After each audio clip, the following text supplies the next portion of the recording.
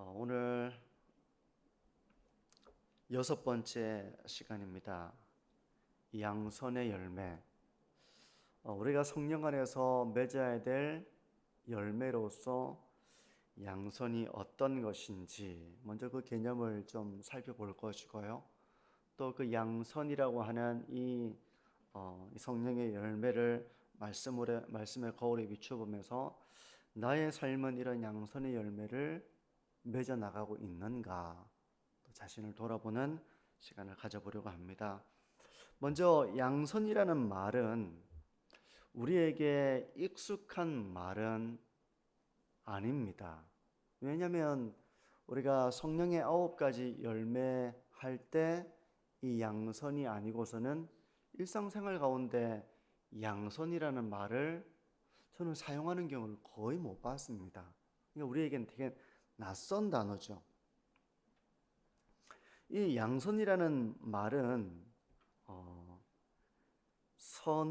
이 양선의 선을 우리는 선하다, 이렇게 우리가 보통 양선의 선을 선하다는 의미로 우리가 알고 있지 않습니까? 이제 그렇게 아는 경우가 많겠죠. 양선할 때 이 선자가 선하다 할 때 선자라고 우리가 그냥 상식적으로 그렇게 저는 생각을 해왔던 것 같아요. 아마 성도님들 중에도 이 선자가 선하다, 선할 선자라고 이렇게 생각을 하실 수 있는데, 우리말 사전을 찾아보면 이 양선의 뜻은 선자는 먼저, 이런 의미를 가지고 있습니다. 먼저, 그러니까 선수치다 할 때 이렇게 선이라고 하는 것이 먼저, 이런 의미를 가지고 있습니다. 그리고 양은 양보하다, 이런 의미입니다. 그러니까 이 사전적인 의미를 그대로 풀면 먼저 양보하는 것이 양선이에요. 먼저 양보하다, 이런 의미를 가지고 있는데요. 헬라어로 이 양선은 아가토시네라고 하는 단어입니다. 아가토시네. 이 단어는 신약 성경에 그렇게 많이 나오는 단어는 아닌데, 이 단어가 어떻게 번역되는가 하면 착함, 선, 선함, 이렇게 번역이 됩니다. 물론 이 양선의 선자가 선할 선자는 아니라 하여도 이 양선의 의미는 착함, 선함, 이런 의미를 가지고 있다는 겁니다. 그러니까 그리스도인으로서 맺어야 될 성령의 열매, 이 양선은 곧 쉽게 말해서 착함의 열매입니다. 선함의 열매입니다. 우리가 그런 선함을 열매로 맺어야 한다는 것이죠.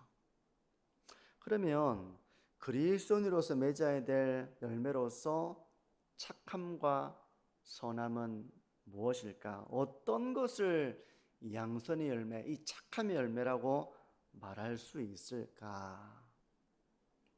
조금 추상적이잖아요. 그리스도인으로서 어떤 열매를 맺어야 착하다고 말할 수 있을까? 선하다고 말할 수 있을까? 두 가지로 좀 생각을 해보자면, 첫 번째는 하나님을 닮아가는 것입니다. 하나님을 닮아가는 거예요.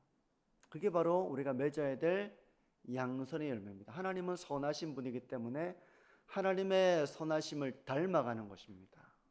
두 번째는 하나님의 말씀에 순종하는 삶입니다. 순종하는 삶이에요. 그게 바로 우리가 맺어야 될 성령의 열매로서 양선입니다. 근데 선한 삶을 살기가 어려워요. 선한 삶을 살기가 어렵습니다. 착하게 살기가 어렵습니다. 최근 장관 후보자들의 청문회가 있었습니다. 공부 얼마나 많이 했겠습니까? 그런 공직에 나오는 사람들. 학벌은 뭐 두말할 것도 없이, 물론 논문 이런 표절 의혹 이런 게 있다고는 하지만, 어쨌든 공직에 나오는 사람들의 학벌을 보면 학벌 다 좋습니다. 공부를 아주 많이 했습니다. 하지만 그들의 삶의 그 일상이 노출되면서 그들의 삶 가운데 학벌만큼이나 그들이 배운 지식만큼이나 삶 속에 이런 선한 그런 열매들이 있는가를 보게 되면 이제 그렇지 못한 후보자들이 이제 도마에 오르게 되는 것이죠. 뭐 갑질, 의욕, 뭐 논문 표절, 겉으로는 상당히 좋은 이미지를 가지고 있지만 속으로는 그 겉과 다른 속의 그 이중성, 이런 것들이 이제 집중 조명이 되었습니다.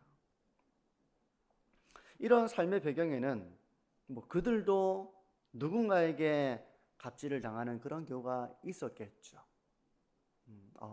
힘이 있으면, 내가 군림하는 자리에 있으면 내가 함부로 해도 꼼짝을 못하는구나, 이런 걸 자기가 배워오면서 삶을 터득해 왔을 수 있어요. 자기도 그걸 고스란히 겪어왔고, 이제는 내가 군림하는 자리에 섰고, 내가 누군가를 이렇게 지배하고 지도하는 그 자리에 섰으니 나도 그렇게도 된다, 당연한 권리다, 이렇게 삶을 배워왔을지도 모릅니다. 그러면서 이제 그런 삶의 방식을 따르게 된 것이죠. 이러니 죄악된 이 세상에서 착하고 선하게 산다는 것이 얼마나 어렵습니까? 나는 착하게 살려고 해도 이제 죄 많은 세상에서 그런 갑질을 당하고 모욕을 당하고 무시를 당하고 이용을 당하고 이렇게 살다 보면 나도 모르게 마음이 이렇게 아프지 않겠습니까? 아프고 상하고 그러지 않겠습니까? 그러면서 그런 세상 속에서 오히려 마음이 굳어져가기 쉬운 것이 우리의 삶입니다. 그러니 우리 역시 세상을 살아가면서 그런 일을 고스란히 당하죠. 모욕도 당하고 속임수도 당하고 배신도 당하고 그런 일을 우리가 겪게 되는 겁니다. 사랑해서 결혼을 했는데 사기 결혼도 당하는 그런 경우도 있습니다. 사람 좋아 보여서 믿었는데 전 재산을 잃는 그런 경우도 있습니다. 아이에게 좋다고 해서 먹였는데 예전에 이제 막 중금속 분유 이런 거 뉴스에 나온 적 있잖아요. 이런 세상을 경험하면서 착하게 살기가 참 쉽지 않다는 걸 우리가 경험하게 되는 것이죠. 사람들이 더 내가 독하게 깐깐하게 그렇게 살아야 되겠구나라고 오기를 가지게 만들기도 합니다. 근데 이런 세상 속에서 우리 그리스도인이 하나님의 자녀들이 맺어야 될 열매가 바로 착함의 열매입니다. 악을 악으로 갚지 않는 삶, 그게 바로 착함의 열매입니다. 나를 미워하고 나를 힘들게 하는 사람들을 만날 때가 있죠. 하지만 그들을 저주하지 않고 축복하는 삶, 이게 바로 착함의 열매입니다. 즐거워하는 자들을 시기하지 않고 도리어 함께 즐거워해주고 우는 자들과 함께 슬퍼하고, 이게 바로 선함, 착함의 열매입니다. 근데 우리가 이 선함의 열매, 착함의 열매를 맺고자 살아갈 때 낙심이 되는 경우들이 많이 있어요. 우리 그리스도인들은 은혜를 받고 이제 악을 선으로 갚으면서 살아가려고 하지만 세상은 안 그렇잖아요. 세상의 법칙은 우리가 선을 베풀면 그걸 악으로 갚는 일을 경험할 때가 있습니다. 마치 찬물을 끼얹는 것처럼, 우리가 선을 행하는 것을 마치 비우는 것처럼 그렇게 찬물을 끼얹는 그런 일들이 있습니다. 그러면 우리가 참 좌절이 되고 낙심이 되는 경우들이 있죠. 하지만 성경은 선을 행하다가 낙심하지 말지니 그렇게 말씀합니다. 선을 행하다가 낙심하지 말지니 포기하지 아니하면 때가 이름에 이루리라. 그렇게 성경은 말씀하고 있습니다. 우리가 선하게 살고자 할 때 낙심되는 일이 있어요. 하지만 포기하지 않는다면 때가 이르러서 거두게 된다. 그런데 너희들이 낙심이 되더라도 낙심하지 말고 끝까지 선을 행하라는 그런 권면의 말씀입니다. 성도 여러분, 우리가 선을 행하려고 하면 낙심할 일들이 생깁니다. 많은 다양한 이유가 있어요. 우리가 낙심이 되는 경우들은 나의 수고를 알아주지 않아도 사람들은 낙심합니다. 필요 없다. 아무도 안 알아주는데 이렇게 해서 낙심을 하는 경우도 있어요. 어떤 경우에는 내가 정말 진심을 당해서 했음에도 불구하고 나의 진심을 알아주지 않고 비난받는 경우도 있습니다. 비난당하고 비방을 받는 경우도 있어요. 그러면 낙심에 빠지죠. 내가 이렇게 비난받으면서까지 할 필요가 뭐가 있나? 그런가 하면 나의 선행이 밑빠진 독에 물 붓기라는 생각이 들 때도 있어요. 밑빠진 독에 물을 부으면 어떻습니까? 완전 헛수고잖아요. 부어봤자 아무 소용이 없다. 이렇게 느껴질 때도 있습니다. 내가 아무리 해봤자 완전 헛수고다. 이렇게 생각이 되면 선을 행하다가 낙심이 될 수 있습니다. 그러면 이제 그만둬야 되겠다. 할 필요가 없다. 해봤자 소용없다. 이런 유혹을 받게 되는 것이죠. 그런데 여러 가지 이유 속에서 어떤 이유건 선을 행하다가 낙심하지 말아라.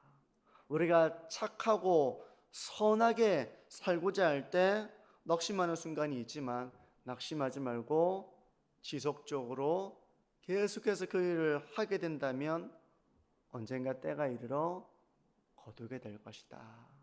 하나님은 그렇게 말씀하고 있는 것입니다. 우리가 낙심이 될 만한 상황 속에서 정말 중요한 게 있습니다.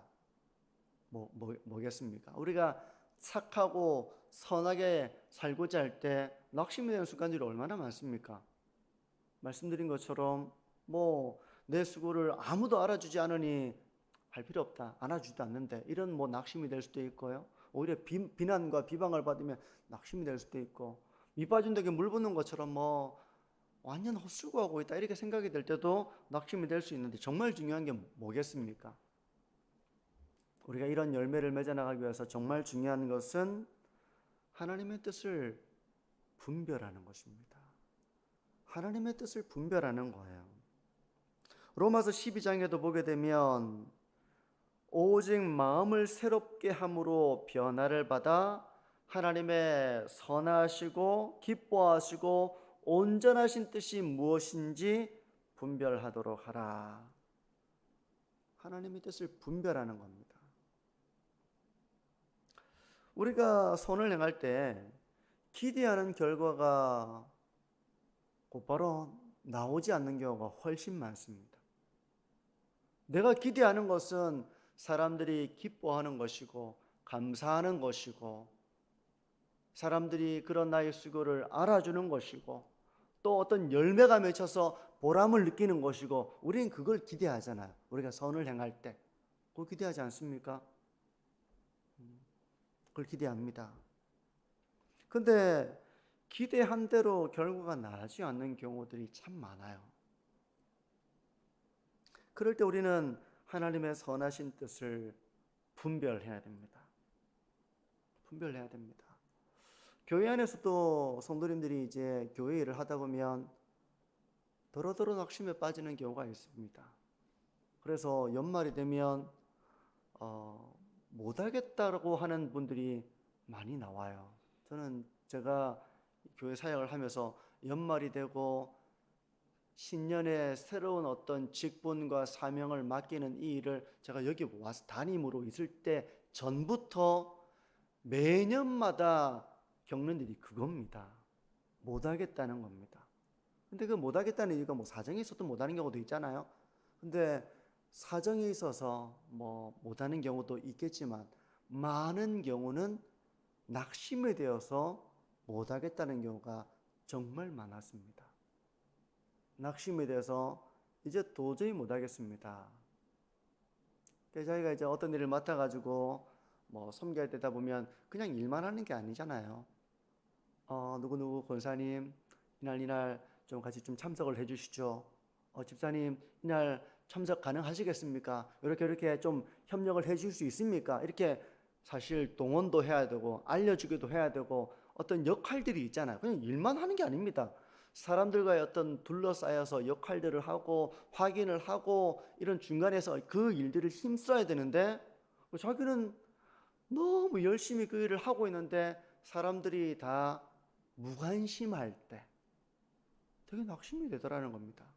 나 혼자만 발버둥 치고 있고 나는 이제 그 일에 그런 어떤 직분과 사명을 맡고 있으니 책임감을 가져서 이렇게 막 연락하기도 하고 막 광고를 하기도 하고 문자를 하기도 하고 막 이렇게 해야 되는데 나 몰라라 이렇게 하는 일들을 겪으면서 마음의 상처를 받은 거예요. 그러면서 목사님 좀 못합니다. 왜 그러십니까? 무슨 일이 있으십니까? 물어보면 많은 경우가 이런 대답이에요.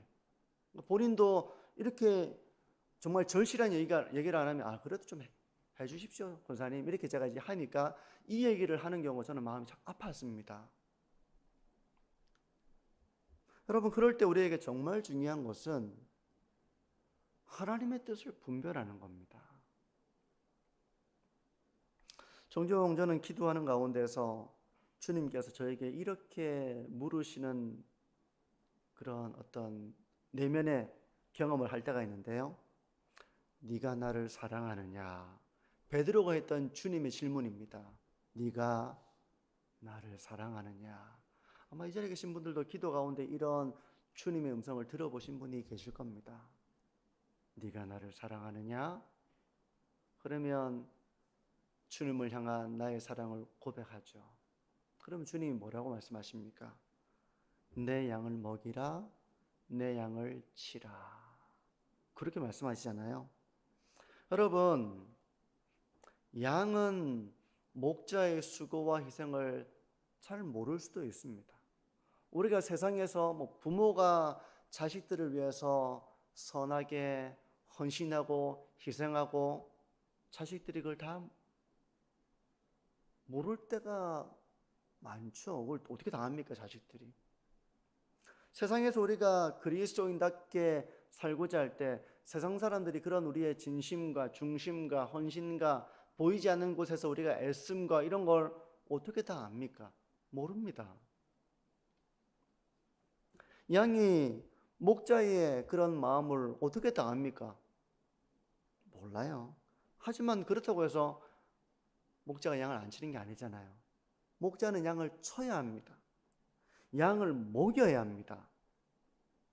그게 사역이에요. 힘들어요, 주님. 지칩니다. 그건 이제 우리의 생각이죠. 우리의 경험이죠. 그럼에도 불구하고 주님이 우리에게 하시는 말씀은 네가 나를 사랑하느냐? 내 양을 먹이라. 내 양을 치라.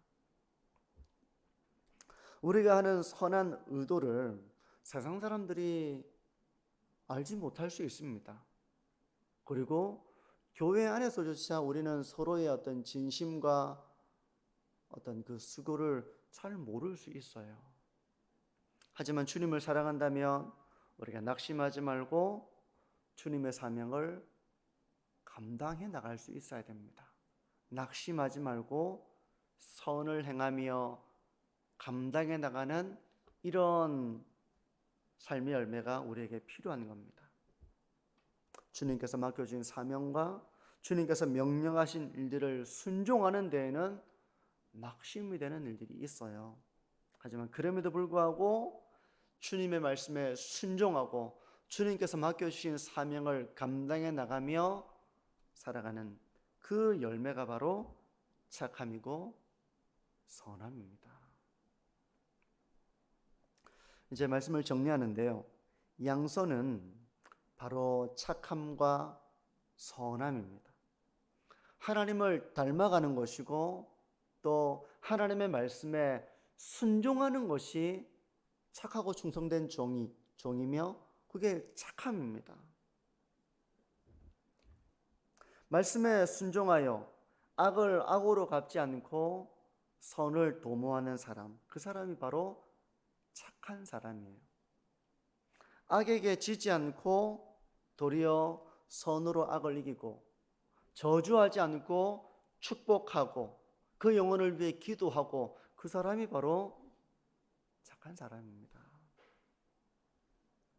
주님이 기뻐하신다면 우리는 때로 되게 지쳐서 하기 싫을 때가 있습니다. 하나님 너무 못하겠습니다. 지칩니다. 힘이 듭니다.